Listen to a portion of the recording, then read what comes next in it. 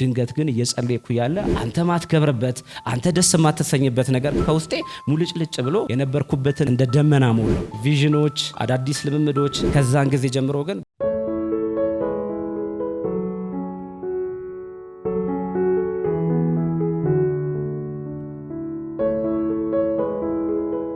እጅግ አድርጌ ያመሰግናለሁ። ክብር ሁሉ ለእግዚአብሔር ይሁን። የረዳኝ እግዚአብሔር የተመሰገነ ይሁን። በዚህ በክብሩ አደባባይ ድንቁና ታምሩ በሚደረግበት ደግሞ ምስክሬን እንድናገር ስለረዳኝ እግዚአብሔር ስሙ ይባረክ። ጌታን አክብሩልኝ።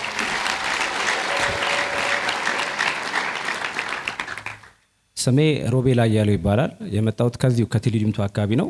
የአንዲት የተወደደች እህት ባልና የአንዲት የተባረከች ልጅ አባት ነኝ። ስሙ ይባረክ።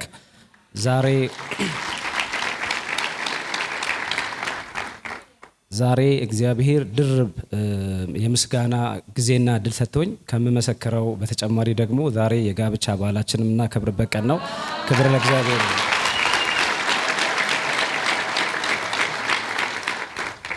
እግዚአብሔር ይመስገን። ከዚህ ቤተክርስቲያን ጋር ከዚህ አገልግሎት ጋር የተገናኘሁት 2012 መጨረሻ አካባቢ ነው። የዛን ሰሞን በህይወቴ ትንሽ የተለያዩ ድካሞች ወይም ደግሞ መንፈሳዊ ረሃብና መንፈሳዊ ጥማት ይሰማኝ ነበር። እንዲህ አይነት ነገሮች ሲሰሙኝ አጠገቤ ካሉ ወዳጆቼ ጋር ሳወራ አንድ የባለቤቴ እህት እዚህ ሴም ፓርትነር ነበረች። ለምን እዛ አትሄድም? እዛ ብትሄድ እኮ ጥሩ መንፈስ አለ ትካፈላለህ ስትለኝ፣ በወቅቱ እኔ ከቤተ ክርስቲያን ውጪ የመሄድ ልማድ ስላልነበረኝ አይ ይቅርብኝ ብዬ መለስኳት። ግን ያ ረሃብና ያ ጥማት በውስጤ በጣም እየፈነቀለ መምጣት ጀመረ። ከፊዚካሊ ራሱ ድካም፣ እንቅልፍ ማጣት ሁላ ሲያደርሰኝ ከዛች እህት ጋር ተነጋገርንና እስቲ ምናልባት ከመሄድ በፊት ሴም ቲቪ ያለ እሱን ይና እግዚአብሔር ምሪት ይሰጣል፣ ስለዚህ ወደዛ የምታደርገው ውሳኔ ስለሚኖር ያግዛል አለችኝ። እኔም የሴም አድራሻን ተቀበልኩና ማየት ጀመርኩ። ልክ ባየውበት ቅስፈት ፓስተር ስለ መንፈስ ቅዱስ እያስተማረ ነበር። ልክ ገና ስከፍተው የሚገርም መንፈስ ተሰማኝ። ዋው ዚስ ኢዝ ዘ ራይት ፕሌስ አልኩና ለመሄድ ወሰንኩ ማለት ነው። ከእቴ ጋር አብረን መጣን እና አብሬ ስመጣ እዚህ እቺ አዳራሽ ሳትሰፋ ነበር። እዛ ጋር ቁጭ ብለን እየተገለገል ነበር። የዛን ጊዜም ፓስተር ነበር የሚያገለግለው። ፓስተር ካገለገለ በኋላ እጅ በመጫን ያገለግል ነበር። ከዛ በዘይት እየዞረ ሲጸልይ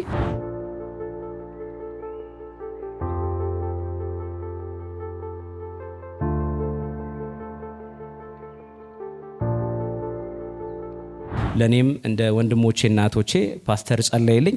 ልክ በዛ ሰዓት ከባድ የሆነ የእግዚአብሔር መንፈስ ተሰማኝ። ምናልባት ለመግለጽ ያክል አንዳንዴ መሬት ድርቅ ብሎ ውሃ ጠብ ስታረጉበት ምጥጥ አርጎ ምንም አላየውም እንደሚል እኔ ላይ ጠብ ያለው የእግዚአብሔር መንፈስ ልክ እንደዛ ነበር። ክብር ለእግዚአብሔር ይሁን።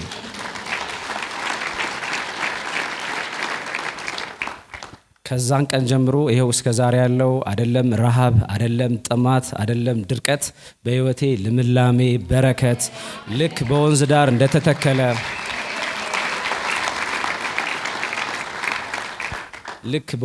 እንደተተከለ ፍሬውንም በየፍሬው እንደሚሰጥ ቅጠሉ ለምለም እንደሆነ ዛፍ ተተክዬ በቤቱ አለው። ክብር ሁሉ ለእግዚአብሔር ይሁን።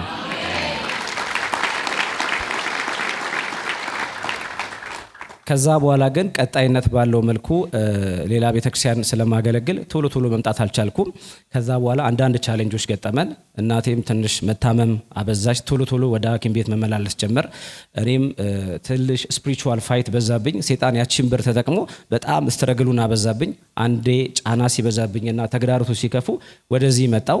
አጋጣሚ በመጣውበት ሰዓት ፓስተር እያስተማረ የነበረው ስለ እምነት ነበር እና ስለ እምነት ሲያስተምር ሉቃስ 8 ላይ ያለውን ታሪክ እያነሳ እመን እንጂ አትፍራ የሚለውን ሰይጣን፣ ሁኔታዎች፣ ሰዎች እንዴት ከእምነታችን ሸርተት እንድንል ሊያደርጉ እንደሚችሉ ያንን ደግሞ እንዴት መመለስ እንደምንችል አንዳንዴ ሰይጣን ሁኔታው እንዴት እንደሚሆን እንደሚጠይቀን እኛ ግን ለመመለስ ከምንተጋ ይልቅ ራሱ ሰይጣንን ነገሩ እንዴት እንደማይሆን መጠየቅ እንዳለብን ያ ማለት ከተጠቂነት ወደ አጥቂነት የሚሄድ ማለት ነው። ያ ለኔ በጣም ትልቅ ነገር ትልቅ ብርሃን ነበር የበራልኝ። እንዲሁም ደግሞ በተጨማሪ ትልቅ እውቀት ነበር የተካፈልኩት። ያንን ይዤ ሄጄ ከሰይጣን ጋር ፋይቱን ቀጠልኩት ማለት ነው።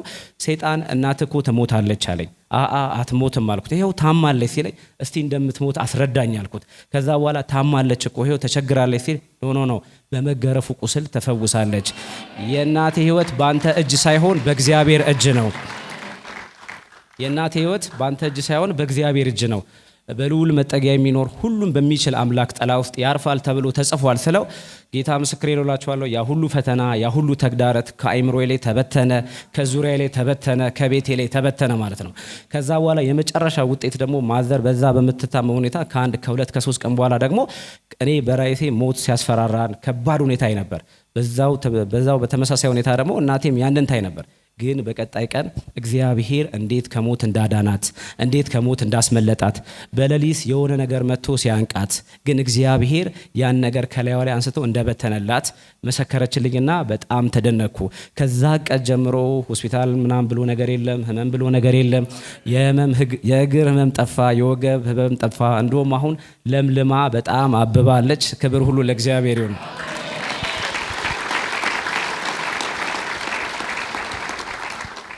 ከዛ በኋላ እኔም ሌላ ቤተክርስቲያን ስለነበርኩ እዛ ቤተክርስቲያንም አገለግል ስለነበር ወደዚህ ቶሎ መምጣት አልቻልኩም። ግን ልክ አንዳንድ ጊዜ መጣና ቀመስ አድርጌ ትንሽ ኃይል ተቀብዬ የሰርቫይቭ ነገር አረግና ግን መቀጠል አልቻልኩም በዛ ሁኔታ። ከዛ 2012 ላይ ከፍተኛ የሆነ የረሃብ ስሜት ነበር የሚሰማኝ። 2016 ላይ ግን ሌላ ማልቋቋሙ ጥያቄ ወደ ህይወቴ መጣ። የማንነት ጥያቄ፣ የፍጻሜ ጥያቄ ማለት ነው። ያም ራሱ ዘ ሴም ቲንግ አላስቀምጥ፣ አላስወጣ፣ አላስገባ ላይ በዚህ ሰዓት እግዚአብሔር እንዲመራኝ ጾም ይዛለው፣ ጸልያለው፣ ቃሉን አነባለሁ። ከዛ በዚህ ሁኔታ እኔና ባለቤቴ ፓርትነር ስለነበር ወደዚህ ይመጣል። ልክ ፓስተር እዚህ እያገለገለ ነበር። የዛን ቀን ለእኔ መልእክት መጣልኝ። ፓስተር ምን አለ? የጸለያችሁ ቃል እያነበባችሁ ምናልባት ጽሞናም እየያዛችሁ ያልተመለሰ ጥያቄ ካለ ያልተከፈተ በር ካለ ሰው ያስፈልጋችኋል ማለት ነው። ጋይድ የሚያረጋችሁ የሚመራችሁ አቅጣጫ የሚያሳያችሁ ያስፈልጋችኋል። ስለዚህ ያንን ሰው እግዚአብሔር እንዲሰጣችሁ መጸለይ ያለባችኋል። ስለዚህ እኔ ያንን ተቀበልኩና ወደ ቤት ሄጄ ቀጥታ ጾም ጸሎት ይዤ መጸለይ ጀመርኩ። እግዚአብሔር ሆይ እኔ ያልተከፈተ በር አለ፣ ያልተመለሰልኝ ጥያቄ አለ፣ ስለዚህ እባክህ ሰው ስጠኝ እያልኩ ጸልይ ነበር። ከዛ ከጥቂት በኋላ ግን ከሴም አገልግሎት ጋር ኮኔክት ማድረግ እንዳለብኝ በውስጤ ይሰማኝ ጀመር። ከዛ ያኔ ደግሞ ቀላል ነገር አለ፣ ምክንያቱም በነበርኩበት ቤተክርስቲያን አገለግላለሁ። በጣም ጥሩ እድል ነበረኝ፣ ጥሩ ተሳትፎ ነበረኝ። ስለዚህ በዛ ጥያቄ ውስጥ ያለው ፓስተር ቁሜን አገኘሁትና ይሄን ሀሳብ ሼር ሳረገው አንድ ነገር ተናገረኝ። ስፍራ ከሆነ ወደ ግራም ወደ ቀኝም እንዳትላለኝ። ሌላ ጥያቄ ማለት ነው። ስፍራ ደግሞ ምንድን ነው? እዚህ ስፍራ አይደለም የሚል ከባድ ጥያቄ ማለት ነው። እንደዚህ እንደምነግራችሁ አይደለም። ያደጋችሁበት ካልቸር አለ፣ ብዙ ተግዳሮት ነው።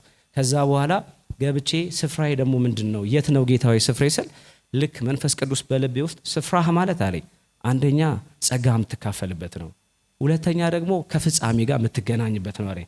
ዋው! ይሄ ለእኔ ትልቅ መልስ ነበር።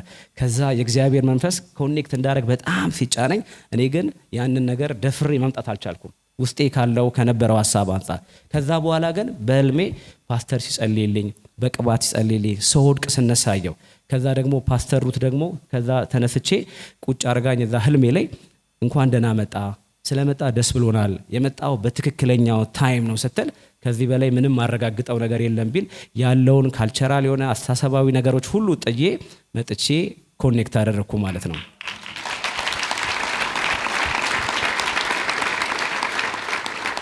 ስመጣ ፓስተር ትንቢት በሚገርም መልኩ ተቀበለችኝ። ወደኋላ እንዳልመለስ አርጋ ወደፊት ላከችኝ። ከዛ እስካሁን አለው። ግን የእግዚአብሔር ኃይልና ጸጋ በህይወቴ አክቲቬት ማድረግ ጀመረ። በጣም ድንቅ የሆኑ ተጨባጭ የሆኑ ለውጦች በህይወቴ መታየት ጀመሩ ማለት ነው። ኮኔክት ካረኩበት ሰዓትና ጊዜ ጀምሮ እኔ ህይወት ላይ ትልቅ ሪቫይቫል መጣ፣ ትልቅ እንቅስቃሴ መጣ። ከዛ 2017 ላይ የምስጋናና የውዳሴ ዓመት ነበር። ከዛ በፊት የነበረው 2 ዓመታት በጣም ተግዳሮት የበዛባቸው በመንፈሳዊ ህይወታችን በፋይናንስ ቢሆን በጣም ቻሌንጅ ውስጥ የነበርንበት ጊዜ ነበር። 2017 ግን ትንቢት አዋጁን አሜን ብዬ ተቀብዬ እግዚአብሔር ነገሬን እንደሚቀይረው የቤተሰቤችን ሁኔታ እንደሚቀይረው በጣም እርግጠኛ ነበርኩ። ያንን በእምነት ተቀብዬ የተንቀሳቀስኩ ያለ ህዳር ወር ላይ ትንቢታዊ አዋር የምታስታውሱ ከሆነ የልዩ መሰጠት ወር ነበር እና በዛ በልዩ መሰጠት ወር ግን እግዚአብሔር ወደ እኔ አዲስ የሆነ ኤክስፔሪየንስን አመጣ። በጣም በጸሎት እንድተጋ ለቃሉ እንድሰጥ እድል ሰጠኝ። ፍላጎቴ ጨመረ ማለት ነው። ማድረግንም መፈለግንም በእናንተ ውስጥ የሚያስቀምጠው እግዚአብሔር ነው እንደሚል እኔ የማላቀው አዲስ የሆነ ፍላጎት ያድርብኝ ነበር። ከዛ ግን አንዳንድ ፓስተር ሲያስተምር ምን አስተውያለሁ? ስትጸልዩ የራሳችሁ ክፍል ቢኖር እንዲሁም ደግሞ ተመሳሳይ ሰዓት ቢኖራችሁ ብሎ አስተምሯል። ስለዚህ ይሄ ወሳኝ መርህ ስለነበር ለኔ አንድ ክፍል ለየው፣ ተመሳሳይ ሰዓት አዘጋጀው፣ በዛ መጸለይ ጀመርኩ። ከዛ አንድ ጊዜ እግዚአብሔር ምሪ ሰጠኝ። ምን አለኝ? ፎከስ አርጋ አለኝ። ከዛ በፊት የብዙ ሰዎችን ስብከት ሰማለው አያለው እና የተረጋጋ ማንነት አልነበረኝም። ስለዚህ ፎከስ አርግ ሲለኝ በውስጥ የምንመጣለኝ የፓስተርን ትምህርቶች ፎከስ አድርጌ ለመከታተል ወሰንኩ ማለት ነው። ከዛ ከዩቲዩብ ላይ ከ150 በላይ የሚሆኑ ቪዲዮዎችን አውርጄ ቁጭ ብዬ መከታተል ጀመርኩ። የዛን ጊዜ መንፈስ ቅዱስ ከእግዚአብሔር ኃይል እንድጀምር ዳይሬክት አደረገኝ። ከዛ የእግዚአብሔር ኃይል የሚለውን ትምህርት መማር ጀመርኩ። ስማር ማስታወሻ እያያዝኩ አብሬ የጸለይኩ ነው። ከዛ እያሰላሰልኩት ነው ማረው እና 5 ቪዲዮ 6 ቪዲዮ አልልኩም። ልክ 6ኛው ቪዲዮ ላይ አንድ ርዕስ ነበር፣ ኃይልን ያድሰዋል የሚል ማለት ነው። እኔ አስቤበት አይደለም። ልክ ያን ቪዲዮ ያን ትምህርት መከታተል ጀመርኩ። ማስታወሻ ያዝኩ። ምንም የጠበቅኩትም ያሰብኩትም ነገር የለም። ልክ ፓስተር አስተማረና ጸሎቱን ቀጠለ። ከዛ እኔም አብሬ መጸለይ ጀመርኩ። ድንገት ግን እየጸለይኩ ያለ አስገራሚ ነገር ወደ ህይወቴ መጣ። የማላቀው ኃይል ላይ አረፈ። የነበርኩበትን ቤት እንደ ደመና ሞላው። ሙቀቱ መተንፈሱን ላስኪያቅተኝ ልክ በውሃ ውስጥ እንደ መዋኘት ነበር ለኔ። ከዛ የሰውነቴ እንዳለ የኤሌክትሪክ ንዝረት አገኘ። ከላይ እስከታች ራሴ መቋጠር አቃተኝ። እጄ ከመርገብገቡ የተነሳ ይህንን ማኔጅ አይደለም የኔ እጅ መሆኑን ያወቅኩት ራሱ ከ5 እና ከ6 ሰዓት በኋላ ነው። ከባድ የሆነ እግዚአብሔር ኃይል አገኘኝ። በጣም አሜዚንግ የሆነ ነገር ኢንካውንተር ሆነልኝ ማለት ነው። የፓስተር ትምህርትን እየተከታተልኩ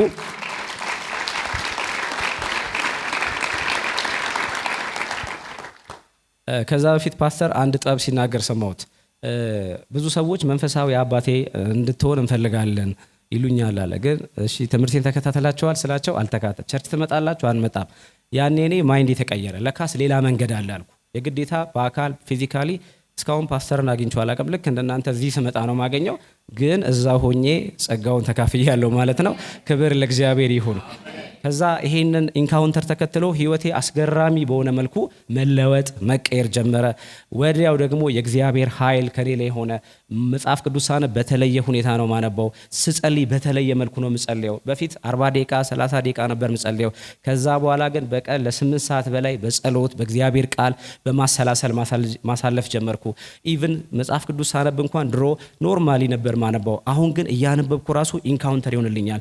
እያነበብኩ ራሱ ጌታ ይናገረኛል። እየጸለይኩ ራሱ በኃይል ነው ምጸልየው፣ በምሪት ነው ምጸልየው። በፊት ስቃወም እንደ ጀነራሊ በዚህ በኩል በዛ በኩል እያልኩ ነበር ምቃወመው። አሁን ግን ስቃወም ራሱ ጌታ ታርጌት ሰጥቶ ሲፈርስ እያሳየ፣ ሲቀየር እያሳየ፣ ሲለወጥ እያሳየ፣ ቀዳዳይን እያሳየ በዚህ በኩል ድፈን እያለ ጌታ ከምስጋና ጋር በኃይል በፊቱ እንድቀርብ አገዘኝ ማለት ነው። ይሄን ተከትሎ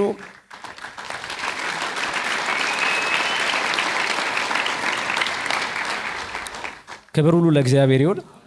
ይሄንን ተከትሎ ደግሞ ልማዴን ስላላቆምኩ በዛው በሁለተኛው በሶስተኛው ቀን እንደዚሁ የፓስተር ትምህርት ተማርኩና ሐዋርያት ሥራን እያነበብኩ ነበር እና ሐዋርያት ሥራ ምዕራፍ 4ን መዳን በሌላ በማንም የለም እንድንበት ዘንድ ከሰማይ በታች የተሰጠ ስም ሌላ የለም የሚል አስገራሚ ቃል እያነበብኩ ያለ አዲስ የሆነ ኤክስፔሪየንስ ያ ያልኳችሁ ቀደም ቫይብሬት የሚያደርገው አላስነብብ የሚለው አላስቀጠል የሚለው መንፈስ ላይ ያወረደ ማለት ነው። ከዛ መቀጠል አልቻልኩም።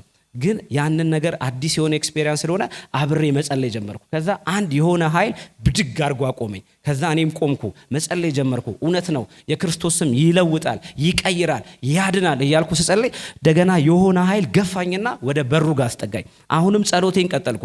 በደንብ ስጸለይ በጣም የሚገርማችሁ ድንገት ከውስጤ ፈሳሽ ይወጣ ጀመር። ማላቀው አይነት አዲስ የሆነ ፈሳሽ፣ ልክ ከውሃ የወፈረ በጣም ብዙ ፈሳሽ። እዚህ ደግሞ ካያችሁ ብዙ ጊዜ ሰዎች ከውስጣቸው የሚወጣው ነገር አለና እዚህ ስሰማ ፍቃዳችሁን ስጡት ይውጣ፣ እግዚአብሔር ማይከብርበት ነገር ማይመቸው ነገር ነው ሲባል ስለነበር ወዲያው በልቤ ያመጣ። ከዛ እኔ አልፈልግም ጌታ ሆይ አንተ ማትከብርበት አንተ ደስ ማትሰኝበት ነገር እኔ ውስጥ እንዲኖር አልፈቅድም፣ አውጣው ይውጣ ስል ፈቃዴን ስሰጥ ሙሉ ለሙሉ ከውስጤ ሙልጭልጭ ብሎ ወጣልኝ ማለት ነው። የዛን ሰዓት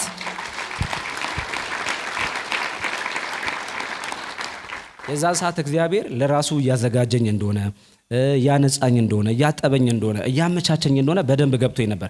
ከዛ በኋላ እንዳልኩ ፍጹም የሆነ መንፈሳዊ ህይወት በህይወቴ መጣ። ፍጹም የሆነ የጸሎት ህይወት፣ ፍጹም የሆነ የቃል ጥናት ህይወት፣ ፍጹም የሆነ የእግዚአብሔር ፍቅር ልቤ ውስጥ ገባ። በቃላት መናገር ማልችለው ማብራራት ማልችለው የእግዚአብሔር ፍቅር ነካኝ። ስለ ክራይስት ስሰማ ስለ ክራይስት ሳወራ እንባ እንኳን መቆጣጠር አልችልም እና እግዚአብሔር ኃይል በደንብ አገኘኝ። ከዛ በኋላ የጾም ጸሎት ህይወት የራሱ ተቀየረ። የፓስተርን የጾም ተግባራዊ መመሪያ የሚለውን መጽሐፍ ስላነበብኩት የጾም ህይወት የራሱ ተቀየረ። በፊት በቀን 2 እየበላው 1 ቀን ወይ 2 ቀን ወይ 3 ቀን ነበር ምጸልየው። ግን የፓስተር መጽሐፍ ካነበብኩ በኋላ በዛ ራሱ ብርሃን በራልኝ። ከዛ በኋላ ለካስ እንደዚህም ይቻላል ብዬ ጌታ እርዳኝ አልኩና 21 ቀን በአንድ ብርጭቆ ጁስ ጠጥ ብዬ ከባድ የሆነ እግዚአብሔር ክብር እየተቀበልኩ ከባድ የሆነ እግዚአብሔር ጋር የተገናኘው ብዙ ብሬክ ስሩ የሆነልኝ ያን ጊዜ አለፍኩት ማለት ነው። እግዚአብሔር ስሙ ይባረክ። ከዛ በመቀጠል ደግሞ ቪዥኖች ራእዮች ወደ ህይወቴ መምጣት ጀመሩ ማለት ነው። አዳዲስ ልምምዶች በፊት አልፎ አልፎ በአመት አንዴ እንኳን ህልም ባይ ነው። ከዛን ጊዜ ጀምሮ ግን በሳምንት 5 ቀን በየቀኑ ህልሞችን ማየት ጀመርኩ። ከዛ በኋላ ህልሜ ደግሞ ያለፍኩበትን አሁን ያለውበትን ወደፊት የሚሆነው ነገር ነው ማየው። ከዛ ደግሞ ወዲያው በፊዚካል ዓለም ደግሞ ሲሆን አየዋለሁ እና ያ አስገራሚ ነበር። ከዛ አይኖች የተከፈቱ በጣም ማየት ቻልኩ። ስፒሪቹዋል ዓለምን መረዳት ቻልኩ። ከዚህ ጎን ለጎን ቅድም የጀመርኩትን የፓስተር ትምህርት ግን በደንብ አጠንክሬ እማረና ከውስጤ ጋር አዋህደው ነበር ማለት ነው። ከዛ በኋላ በህይወቴ ምሪት ቀላል ሆነ ማለት ነው። እግዚአብሔር በዚህ ውጣ፣ በዚህ ግባ፣ ከዚህ ሰው ጋር ትገናኝ፣ ይሄን ሰው አግኘው እያለ እያንዳንዷን ነገር ያሳየን ጀመረ። ሰይጣን በህይወታችን ያቀደው ነገር እግዚአብሔር አስቀድሞ እያሳየኝ ያፈርሰው ነበር። ከዛ በእኛ ህይወት በእኛ ቤተሰብና በግሌ በእኔ ህይወትም ሰርፕራይዝ የሚባል ቀረ ማለት ነው። ድሮ ደስታም ይሁን ሀዘን እንደ አዲስ እኩል ነው በቀኑ ላይ የምሰማው። አሁን ግን ሰርፕራይዝ ቀረ። እግዚአብሔር አስቀድሞ ይነግረኛል። አስቀድሜ ማድረግ ያለብኝን አደርጋለሁ። ከእግዚአብሔር ጋር በድል እራመዳለሁ ማለት ነው። ክብር ሁሉ ለእግዚአብሔር ነው።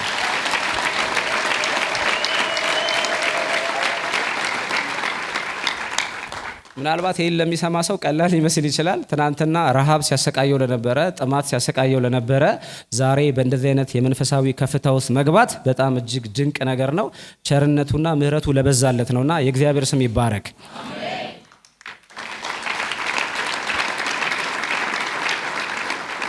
በፊት እናትህ ልትሞት ነው፣ እናትህ እንደዚህ ልትሆን ነው፣ አንተ እንደዚህ ልትሆን ነው እያለ የሚፈራው ሰው አሁን በጀግንነት ከእግዚአብሔር ሐሳብ ጋር በመቆም ፍጻሜን አርቄ በማየት በድል እየተራመድኩ ነው ማለት ነው። ክብር ለእግዚአብሔር ይሁን። ሃሌሉያ። ቅድም እንዳልኳችሁ በጣም እየፈተነኝ የነበረው ጥያቄ አንዱ ፍጻሜ ጥያቄ ነበርና ያንን ጥያቄ እያሰላሰልኩ ባለበት ሰዓት አንድ ሌሊት ራእይ ያለውና እግዚአብሔር መንፈስ አረሰርሳለሁ ሲለኝ ሰማው። ከዛ ድምጽም ስለምሰማ ህልምም ስለማይ ራእይም ስለማይ በጣም ደስ አለኝ። ከዛ የዛን ቀን የቅባት ሳምንት ነበር እና በዛ የቅባት ሳምንት ላይ ይሄማ የኔ ሳምንት ነው ብዬ ከባለቤቴ ጋር ወራን። በጣም ለኔም አምኜ በእምነት ልቤን ከፍቼ መዘጋጀት ጀመርኩ። የመጀመሪያ ጠዋት ስንመጣ እዛኛው ትንሹ አዳራሽ ነበር። እዛም ሆኜ ግን ልቤ ክፍት ነበር። በጣም እግዚአብሔርን እየጠበቅኩት ነበር። ምክንያቱም አረሰርሳለሁ ስላለ ያረሰርሰኛል። ከዛ በኋላ እየጠበቅኩት ያለ ፓስተር እዚህ አገልግሎት ሲጨርስ ቀጥታ ወደ እኔ መጣ። ቀጥታ ማለት ነው። ቀጥታ መጣና ቪዲዮ ላይ ነው ያየሁት። ራሱ ሲጸልይልኝ እኔ እየወደኩ እየተነሳው ነበር። እዛ ብዙ ሰዓት ተኝቼ ነበር። ከዛ በኋላ ፕሮግራሙ አልቆ ስነሳ አልጠገብኩም አልኩ። ወደ ቤቴማ አልሄድም። ጌታ አረሰርሳለሁ ያለኝ እንደዚህ ብቻ አይደለም አልኩ። ከዛ ሁለተኛው ላይ ገባውና እዛች ጫፍ ላይ ተቀመጥኩ። አሁንም ፓስተር በሚገርም መልኩ ትምህርቱን አስተማረና በዛ ጋር ዞሮ መጥቶ ቀጥታ እኔ ጋር መጣና አላየሁትም። ጠዋት ሲያደርገኝ እኔ የለውም በቃ። ከዛ በኋላ ከባድ የእግዚአብሔር ኃይል መጣ። ቪዲዮ ላይ ነበር ሳይ ነበረው። እኔ ራሱ በጣም ጮህ ነበር። ከባድ የእግዚአብሔር ኃይል ይሰማኝ ነበር። ራሴን ራሱ ኮንትሮል ማድረግ አልቻልኩም ነበር። አሁንም ግን አልጠገብኩም። በቃ አልጠገብኩም። እግዚአብሔር አረሰርሳለሁ ስላለኝ እስከ ጥግ ድረስ እስከ ደም ጠብታ ድረስ ነው ዛሬ ወስዶ ብዬ እንደገና ባለቤቴን ደግፊኝ እቆማለሁ ብዬ ተነሳው። እዛ ጋር ፓስተር ዘ ሴም ቲንግ ግን በጣም የሚገርማችሁ መለኮታዊ ምሪት መሆኑ የምታውቁት ፓስተር ድጋሜ እኔ ጋር መጣና ጠዋሴ ላይ ከዛ በኋላ ሲነካኝ የለውም በቃ ለረጅም ሰዓት ሰዎች ሁሉ ከዚህ ሄደው በስንት መከራ ከዛ እኔ የተነሳሁት በዛ ሰዓት የሚገርማችሁ ጥልቅ የሆነ መንፈሳዊ ህይወት ውስጥ ገብቼ ነበር። በጣም የተለየ ቪዥን አይ ነበር፣ የተለየ ብርሃን አይ ነበር፣ ልዩ ልዩ ከለሮች አይ ነበር። በጣም አስገራሚ መልእክት እቀበል ነበር እና ተነስቼ ግን ስቆም ይሄን አለ መረዳት አቃተኝ። ባለቤቴ የምታወራኝ ወሬ የሆነ እንደ ዥሚል ድምጽ ነው የሚሰማኝ። እግሬ መራመድ አቃተው። ይሄንን አለ ኤክስፒሪየንስ ራሱ ማድረግ አቃተኝ። ማለት ምን ያህል ጥልቅ ነገር ውስጥ እንደገባው። ከዛ ከረጅም ሰዓት በኋላ ነው ቀስ እያልኩ ስነቃ እዚህ እንደመጣው ለካስ ገና ወደ ቤት መሄድ እንዳለብኝ እንደዚህ አይነት ነገሮችን የገባኝ እና ጌታን በጣም እጅግ አድርጌ ያመሰገኑ። ክብር ሁሉ ለእግዚአብሔር ይሁን።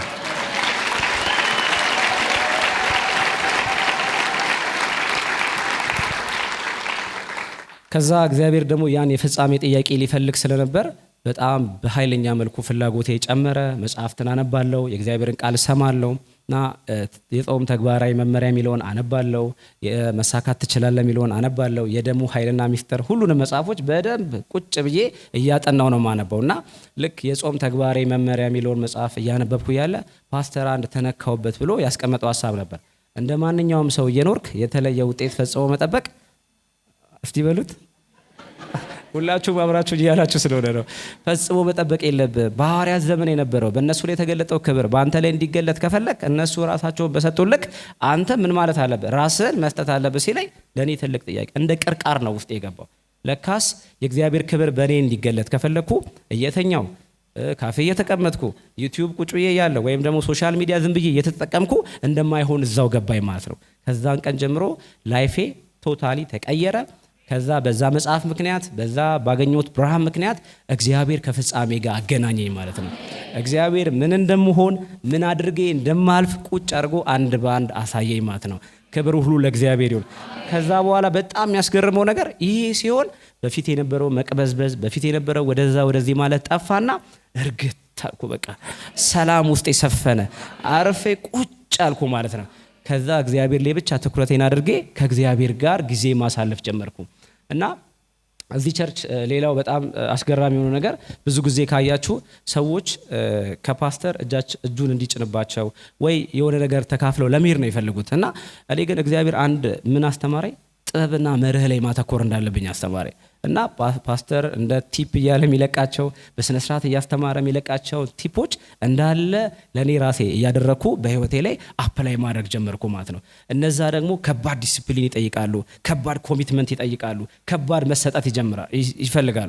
እግዚአብሔርም ያንን ጸጋ አበዛልኝና ከዛ ነገር ላይ በደንብ ተገናኝቼ ከፍጻሜ ጋር እንድገናኝ ጌታ ረዳኝ ማለት ነው። ሌላው በጣም የሚገርማቸው የሆነልኝ ደግሞ ከፓስተር ሊትራሊ ጸጋን ኢምፓርቴሽን አረኩ።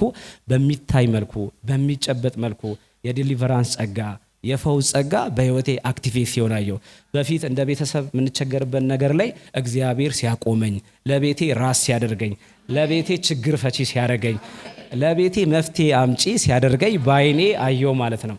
የእግዚአብሔር ጸጋ ሊትራሊ ፊዚካል በሆነ መልኩ ተጨባጭ በሆነ መልኩ በእኔ ህይወት ተገለጠ። ከዛ ባሻገር ሌሎች ቪዥኖችን ራሱ ከዚህ ከክርስቶስ ተልእኮ ቤተክርስቲያን ጋር አላይን ሳረግ ስገናኝ ኮኔክት ሳረግ ቪዥን ሁሉ ነው የሰፋው። የክርስቶስ ተልእኮ የኔም ተልእኮ ሆነ፣ የክራይስት ሚሽን የኔም ሚሽን ሆነ፣ የሱ ዓላማ የኔም ዓላማ ሆነ ማለት ነው። ከዛ ጋር ተገናኘውና በዛ አክቲቭሊ መንቀሳቀስ ጀመርኩ እና እግዚአብሔር ስሙ ይባረክ፣ የእግዚአብሔር ስም ይክበር። ይሄ ሁሉ ነገር በህይወቴ ሆኖልኛል ማለት ነው።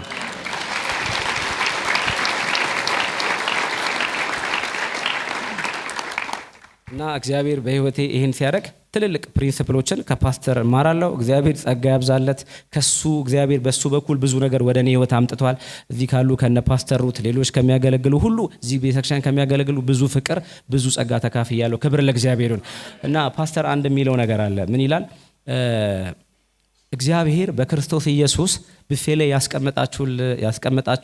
ያስቀመጠውን ነገር ሁሉ ጥርግርግ አድርጋችሁ ብሉ ይላል። እኔም በእግዚአብሔር በክርስቶስ ኢየሱስ ያስቀመጠልኝን ነገር ጥርግርግ አድርጌ በላው። ግን እዚህ ጋር አንድ ፕሪንሲፕል ወሰድኩ።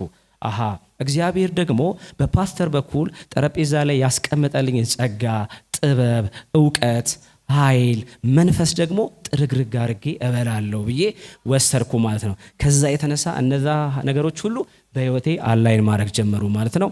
ክብር ሁሉ ለእግዚአብሔር ይሁን።